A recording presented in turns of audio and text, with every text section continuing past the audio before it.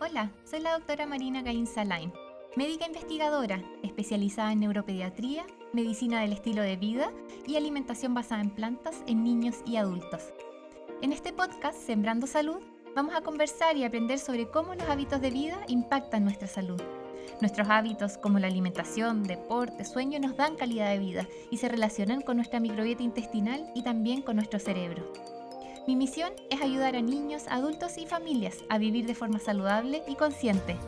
Te invito a ser un participante de tu salud, vivir más saludables y plenos y aprender conmigo en Sembrando Salud.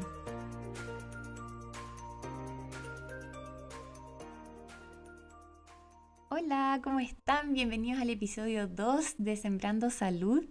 Hoy día les voy a contar sobre la medicina del estilo de vida, que es mi especialidad, o el Lifestyle Medicine. Esta es una nueva especialidad en la medicina que nació en Estados Unidos, es basada en evidencia científica y tiene como intención prevenir, tratar e incluso revertir enfermedades interviniendo en la causa de estas enfermedades por medio de conductas saludables.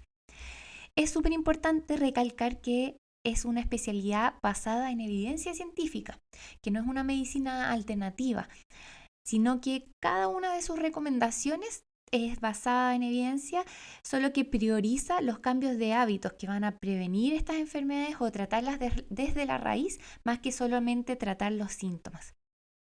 Se basa en 6 pilares de salud. El primero es la alimentación, que recomienda una alimentación más basada en plantas. El segundo pilar es la actividad física. El tercer pilar, el buen dormir. El cuarto pilar, el bienestar emocional y el manejo del estrés.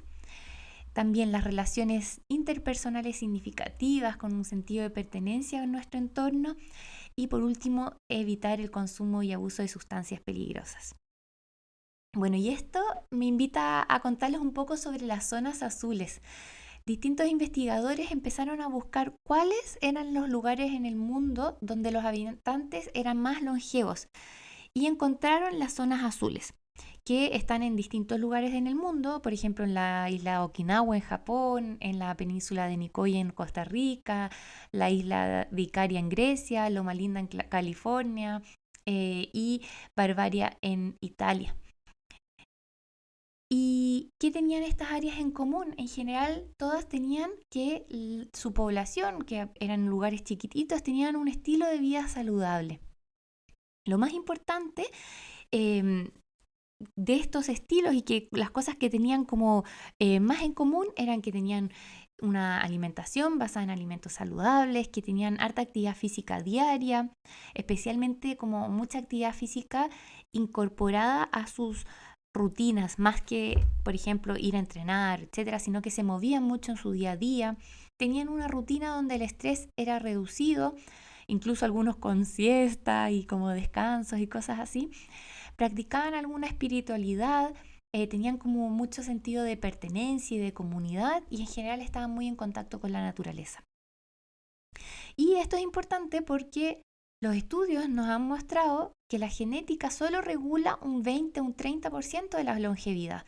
O sea, no es que esta población justamente tenía una genética privilegiada y que por eso vivían más de 100 años, sino que muchos de sus hábitos eran los que estaban favoreciendo esto. Y esto es por esto, ¿cierto? La hipertensión, por ejemplo, y la diabetes no son enfermedades que se dan solo por la vejez o solo porque mis papás o mis abuelos lo tuvieron. Estamos muy acostumbrados a pensar eso, ¿cierto? Esto aumenta el riesgo, claramente, pero es mucho más importante cómo son tus hábitos de salud y de vida en general. El problema es que muchas veces tenemos los mismos hábitos, incluso peores que nuestros papás y nuestros abuelos. Pero ahí está nuestra capacidad, ¿cierto?, de prevenir, de tratar y de curar con los estilos de vida. Y cada uno de estos pilares es importante. Va a depender de cada persona, ¿cierto?, en cuál necesite trabajar más, cuál le cueste más, cuál quizás sea más factible de mejorar y así. Pero cuando vemos estudios, por ejemplo, en relación al riesgo de infarto cardíaco, que es una de las principales causas por las que morimos, entre más factores de estilo saludable tenemos, menor es el riesgo. Estos se van sumando y potenciando entre sí. Entonces revisemos un poquito sobre cada uno de estos pilares, qué es lo que está diciendo la evidencia y qué es lo que recomienda la medicina al estilo de vida. Cada uno de estos pilares pueden ser un curso entero y obviamente esto es solamente una pincelada. Bueno, el primer pilar que les comentaba, ¿cierto?, es la alimentación. Y la medicina de estilo de vida recomienda una alimentación basada en plantas. ¿Y por qué lo hace? Porque existe la evidencia científica de que una alimentación basada en plantas disminuye la mortalidad basada en todas las causas, o sea, de todos los tipos de mortalidad o todas las causas que nos producen cierta mortalidad disminuyen cuando tenemos una alimentación basada en plantas. Disminuye la obesidad, disminuye la diabetes tipo 2, la hipertensión, las enfermedades cardiovasculares, las enfermedades autoinmunes, distintos tipos de cáncer. La evidencia es muy, muy categórica en este aspecto. Por ejemplo, en un estudio enorme que mostraba que alguna población reemplazaba con un 3% la proteína de origen animal por la vegetal. Ni siquiera es como un reemplazo completo o una alimentación 100% basada en plantas, sino que una disminución. Y lo que observaron es que disminuyó la mortalidad, ¿cierto? Y cuando la proteína animal que sustituyeron era procesada, lograron reducir en un 44% su mortalidad. Procesada se refiere a las salchichas, salame, jamón, ese tipo de cosas, independiente del tipo de carne. Cuando la proteína que reemplazaron en este estudio eran los huevos, la mortalidad disminuía en un 19%. Y cuando reemplazaron carnes rojas, esta disminuía en un 12%. O sea, la evidencia es muy notoria hacia todos los beneficios que tiene el reemplazar la proteína por una vegetal. Y también sabemos por los estudios poblacionales que una alimentación basada en plantas entrega todas las proteínas y nutrientes necesarios. Lo que sí tenemos que hacer es suplementar la vitamina B12. Bueno, y cuando vemos también los índices poblacionales, el único patrón, cuando comparamos desde omnívoros hasta vegetarianos y veganos, el único patrón de alimentación que en promedio tiene un IMC, entre comillas, normal, es el patrón de alimentación basada en plantas. Y esto gracias a su menor densidad calórica, lo que nos permite comer más, pero que tenga menos calorías y más encima justamente comida que previene más enfermedades. Así que, bueno, de alimentación basada en plantas vamos a hablar en muchos otros capítulos, pero este es un pilar muy, muy importante dentro de la medicina del estilo de vida. Después tenemos el segundo pilar, que es el deporte, que es otro pilar fundamental. Se ha visto que cuando hacemos deporte de forma regular, reducimos nuestra mortalidad en un 19%. Previene enfermedades, mejora la salud ósea, mejora la salud mental. También hay muchos, muchos beneficios. Y se recomienda, la OMS, ¿cierto?, por semana que hagamos entre 150 y 300 minutos de actividad física moderada. Esto de actividad física aeróbica. O si es que hacemos actividad física intensa, que esto sea de 75 a 150 minutos. Pero es importante que si no tenemos tanto tiempo para esto o todavía no estamos acostumbrados como a entrenar o hacer como una actividad física formal, eso no tiene que hacernos pensar que no, entonces no sirve de nada, sino que al contrario, también hay muchos beneficios de simplemente movernos más y de vivir más activos. A esto se le llama el NEAT, que es esta como capacidad, ¿cierto?, de también tener actividad física durante nuestro día a día, que lo podemos hacer logrando pasear a nuestro perrito, haciendo aseo o eligiendo, por ejemplo, subir las escaleras en vez del ascensor y así. Así igual obtenemos muchos beneficios de salud y lo importante es movernos e incorporar la actividad física en el día a día. El sedentarismo nos produce enfermedades y eso es lo que más tenemos que evitar. Después tenemos el pilar número 3, que es controlar el estrés. La salud mental es fundamental para todos los demás pilares y también para nuestra salud en general. En este pilar nos sirven los hobbies, los pasatiempos, ¿cierto?, que nos relajen, pero también hay mucha evidencia científica sobre la meditación y el mindfulness. El mindfulness es una forma de prestar atención al momento presente, utilizando técnicas, por ejemplo, como la meditación o la respiración o el yoga. Nos ayuda a estar más consciente de nuestros pensamientos y sentimientos para que en lugar de sentirnos tan abrumados, ¿cierto?, por ellos, podamos poder manejarlos mejor. Esto nos permite vivir la vida un poco más presentes.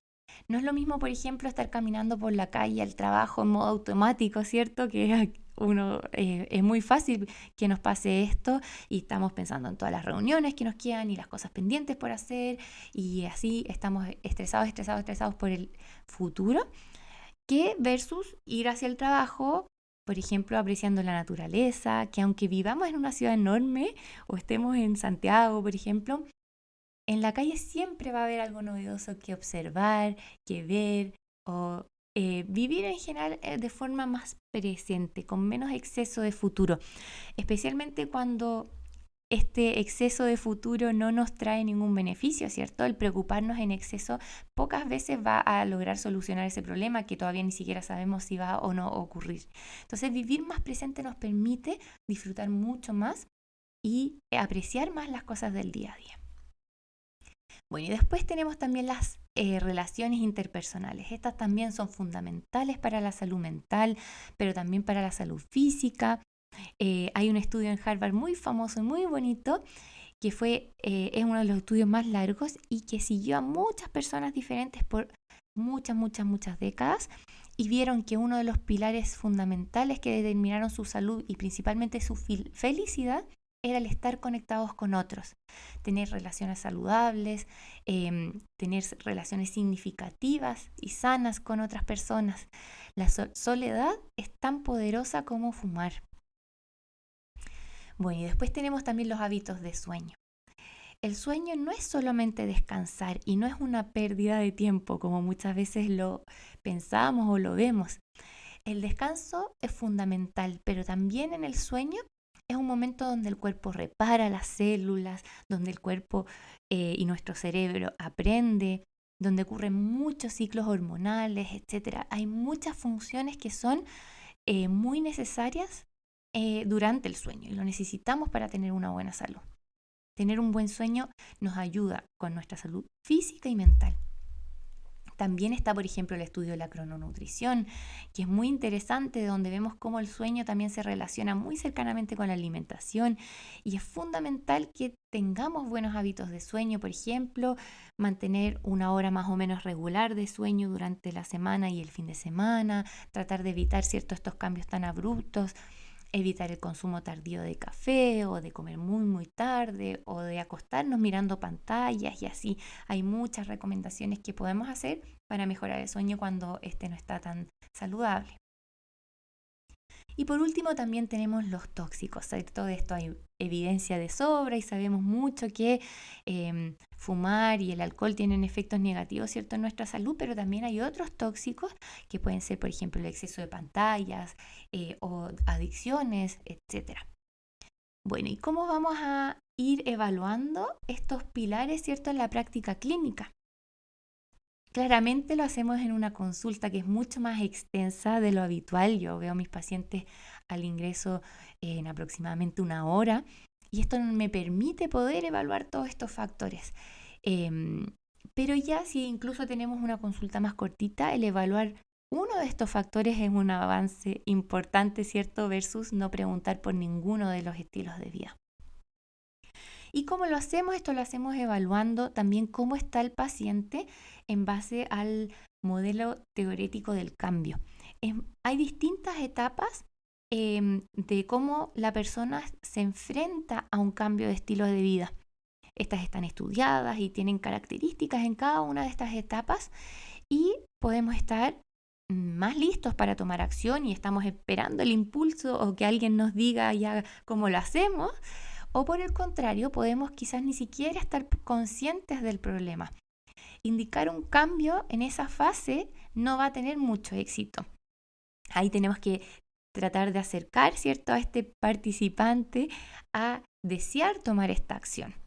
Y cuando ya logramos que esté deseando tomar una acción, nos ponemos de acuerdo con ellos y hacemos coaching y les ayudamos en su cambio de hábito pasito a pasito y así.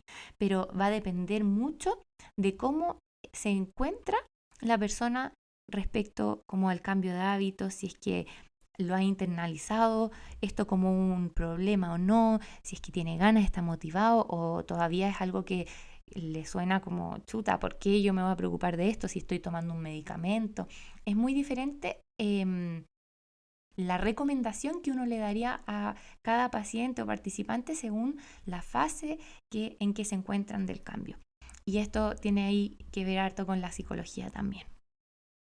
Bueno, y esto nos permite ir preguntándonos, ¿somos pacientes o somos participantes, cierto? ¿Queremos tratar síntomas o queremos curar enfermedades? Y esa es una de las preguntas que a mí me hizo mucho sentido cuando empecé a especializarme en esta medicina del estilo de vida. Yo personalmente me convertí en participante de mi salud y por eso también invito ahora a mis pacientes a que sean participantes de la suya.